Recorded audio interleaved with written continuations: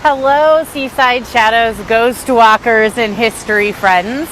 It's me, Courtney, here with a special bonus segment. And there's going to be another ghost guide and historian for this bonus segment too, Andrew. And we're doing a very exciting weekend here at Seaside Shadows featuring Black history. And we are here in Hartford, where there are immeasurable amounts of fascinating stories, and we hope you enjoyed our story about James Pennington. We are filming this subsequent to that, so you notice we're a little wet. We just had the most incredible thunderstorm roll through, and we are here very excited to introduce you to another exciting spot, an exciting individual with a connection to here in Hartford, Connecticut. And the individual we're introducing you to is the one and only Frederick Douglass. Now, Frederick Douglass, much like Pennington, was enslaved in Maryland, and he too escaped those bonds after he had a terrible run-in with a slaveholder, Edward Covey, and he actually knocked him basically out and made his way toward the north to New Bedford, Massachusetts, where he would embark on a series of jobs and begin getting inspired to become an abolitionist. You likely know Frederick Douglass as a great abolitionist, orator, consultant to politicians, and voice for the freedom of African American people that were held in bonds. And he spread this message throughout the country. One of the places that he came to spread this message more than once was Hartford, Connecticut. But Connecticut wasn't always the friendliest place for Douglass to go to. And he even had a really bad first taste of Connecticut. He was once asked to speak on a steamship to the men that worked on the steamship, and he was asked by the captain of that vessel to talk about abolition and the importance of freedom. But when Frederick Douglass got there on the ship and began to speak, it was a man from Connecticut, described by all accounts as a Connecticut Yankee, stood up and began to heckle Douglass and bragged about the amount of slaves that he held, as slavery was still legal here in Connecticut. Then this riled the Southerners that were working on the steamship to brag about what they had done, and an all-out brawl broke out. They had to actually chain up to the boat the instigators of that Connecticut Yankee and some of the Southerners that did this. Of course, Douglass was disheartened. He really thought his message was getting through, having been requested by the captain of the ship. But the captain of the ship walked up to him and gave Douglass hope. Hope for abolition and perhaps a little hope for Connecticut. And he said, "I asked you here today because you changed me. I owned slaves and I freed them all when I heard what you had to say. And I wanted other men to hear that too." This gave Frederick Douglass a bit of hope that maybe his message wouldn't reach everyone at once, but he still had a great purpose.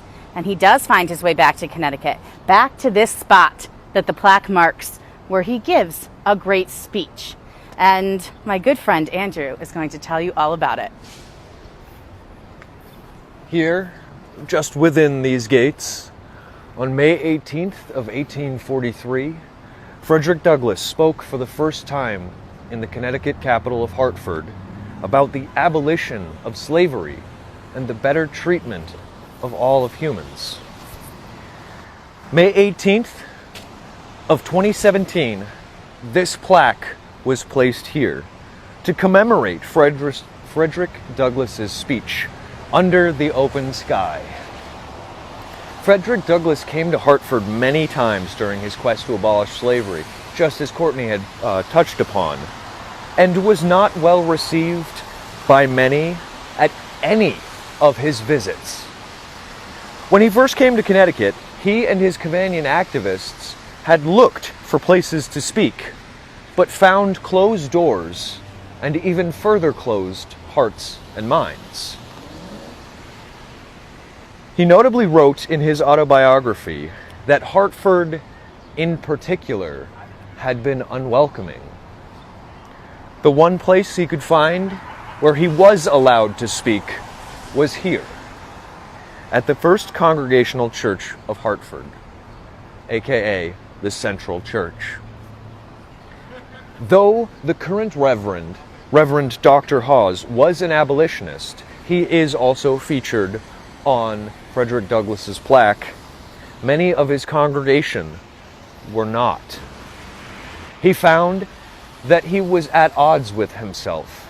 He could let Frederick Douglass inside and speak as he believed was right, or he could let him speak outside.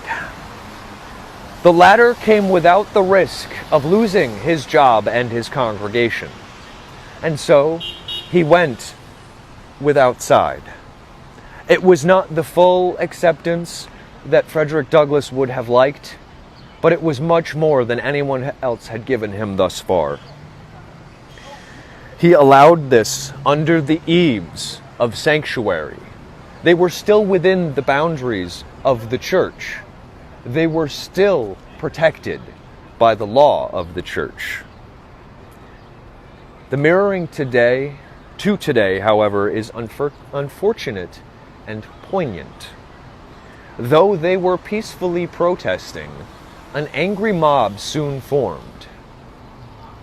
Though Frederick Douglass had long since gotten away and was satisfied thinking that he had changed hearts and minds here today, the mob was less satisfied and less inclined to leave. Eventually, they ended up attacking two of the abolitionists who had been here for the speech, Abby Kelly and her eventual husband and fellow abolitionist, Stephen Foster. They had to escape to hide in nearby sanctuary. Though they were protesting slavery, their message remains true and rings loud now, still today. Better treatment for the black community. Black Lives Matter.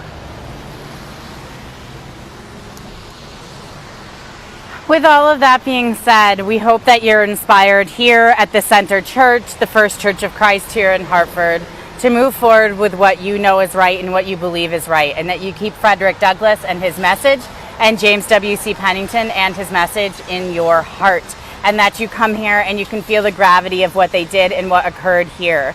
And yes, it does appear history is cyclical, but we will learn and we will come on the other side of it, and we will be better for it when we treat everyone as equal and realize that Black Lives Matter. We want to end today with showing you once more the beautiful landscape of Hartford that Frederick Douglass changed in his lifetime.